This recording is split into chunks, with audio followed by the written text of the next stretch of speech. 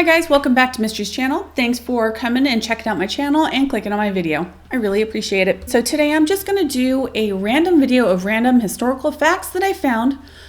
Most of them ancient. I think all of them are ancient facts except for one that I really don't have anywhere to stick in a video, but I still think it's interesting enough to just say it. You know what I mean? That's what this is. A random mashup of historical facts from different places around the world. Okay, let's start. Ancient Australia is believed to be the world's oldest civilization outside of Africa, dating back as far as possibly 75,000 years or longer, and developing in near isolation to the rest of the world. I just think it's very crazy timing. Can you think of anything that might have motivated a migration to a distant continent? If you can't think of any, I'll link a video above. The Aboriginals of Australia have a very complex historical myth and legend system that for years was disregarded by basically everybody. However, researchers today have taken another approach. They're starting to really look into the Aboriginal disaster legends and trying to find corroboration with the natural record, especially when it comes to significant geological upheaval or occurrences of note. The first success in this approach was the Henbury Meteorite field in modern-day Northern Territory. Upon examining this meteorite field, an Aboriginal guide went with him, and as he's going, he says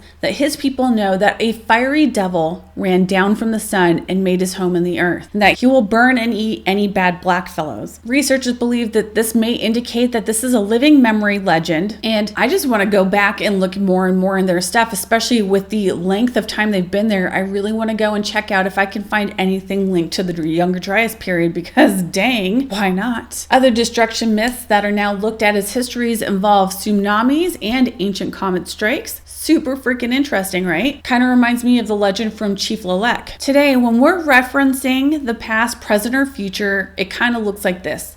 The future is ahead of us.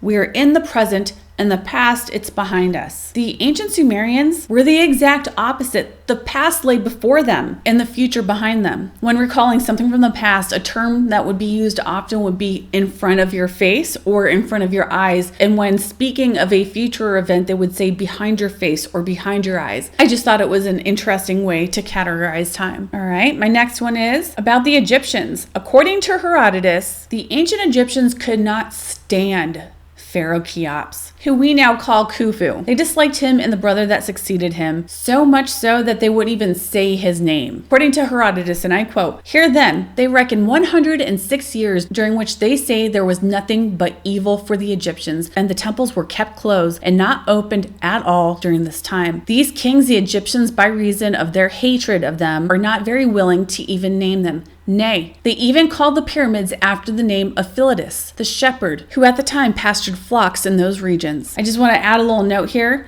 For them to call the pyramids after a shepherd was especially a dig, because shepherds were at the very lowest strata of society back then. My next random fact. Giving a toast was an ancient Greek tradition. Hosts at a dinner party, after wine, drink, or other forms of libations were poured, would announce that they are drinking to the health of their guests, and then take the very first sip in front of everyone. This was to ease their minds and let them know with their own eyes that there was not poison in the drinks. What kind of friends did these people have? You know what I'm saying? Okay, the next one's kind of interesting. This is from the Chia Tribe in Colombia. In times of sacrificial crisis, when there were not enough humans to sacrifice, this tribe would use trained parrots. The parrots were trained to say key phrases, prayers, or incantations that were said during a typical sacrifice. And I believe that they were really hoping that the gods would hear the voice of the prayer or the words being said and assume it was a human when they ran out of people to kill. Wow. It's crazy. It's just one of those ones where when I read it, I was just like, okay then, interesting. All right, next one. This one's probably not that shocking for many people, but I was just like, who knew? In ancient Rome, urine was used for many things. It's a commodity that was used all around the world, but one of the most disgusting things it was used for was mouthwash. Has a very high ammonia content, and they would use it to freshen their breath. Okay, the next one is from ancient India. This is about Maharishi Kanata.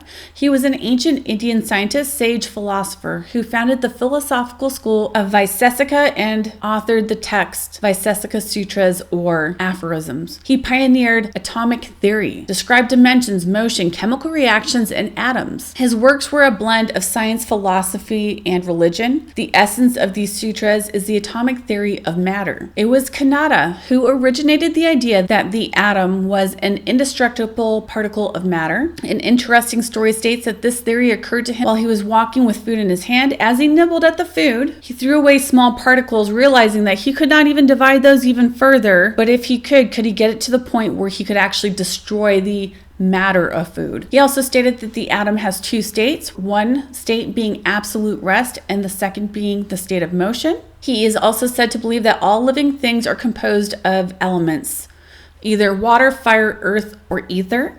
Vegetables are composed of water, insects of water and fire, birds have water, fire, earth, and air, and humans have all of these, water, earth, fire, air, and ether. He also theorized that Gurutva, the Sanskrit word for gravity, was responsible for the falling of objects on Earth. I just want to note that he was alive around 600 BC, so yeah, I thought that was pretty darn interesting. Another fun fact, in April of the year 1006, astronomers began cataloging a celestial event that was called the guest star. Witnesses described the event in texts from Asia, the Middle East, Europe, and even some believe in petroglyphs in the North Americas. Many who researched the guest star believed it to be a comet, and there were many people that dedicated portions of their career trying to figure out which comet it was. An astrophysicist at Friedrich Schiller University, Jena in Germany, was studying works by the Persian scientist Ibn Sina. Ibn Sina was a scholar who lived from 980 to 1037, traveled widely, and wrote on subjects ranging from astronomy to medicine. One section of his important opus, Kitab-Al-Shifa, or the Book of Healing, makes a note of the transient object. He states that the object changed color and threw out sparks as it faded away. According to Neuhauser, the researcher, and his colleagues, this object, long mistaken for a comet, is really the record of SN 1006, which is a supernova involving two white dwarf stars. As these stars orbited one another, they lost energy in the form of gravitational waves and eventually collided, creating an epic blast brighter than a usual supernova. Another random fact. In ancient times, sneezes were looked at as a good sign or an excellent omen. It was seen as something humans couldn't engineer. It was spontaneous. It came over them. It was out of our control. A gift from the gods, if you will. So it might look something like this. There's a huge storm outside. I'm inside of my house and I'm fretting. Is my family gonna make it home? Are they gonna get caught up in the storm? And then, achoo! Random sneeze happens, and guess what? I stopped worrying immediately because I knew that was a sign from the gods. My family was gonna make it home fine. Another thing I find interesting about this is that in many cultures, it is still common to say God bless you after a sneeze. I had heard before that this was common because of the plague in Europe. That's not true. This is way before the plague. This is not because of plague-riddled Europe. It's because of Pantheon-riddled Europe, people. All right, and my last one. And it's my favorite because dang, it's interesting. In certain tribes in North America, people were tested for acute vision by looking towards the Pleiades. If you saw 7 stars, you had acute vision, but if you saw 6, well then you were just a regular Joe Schmo.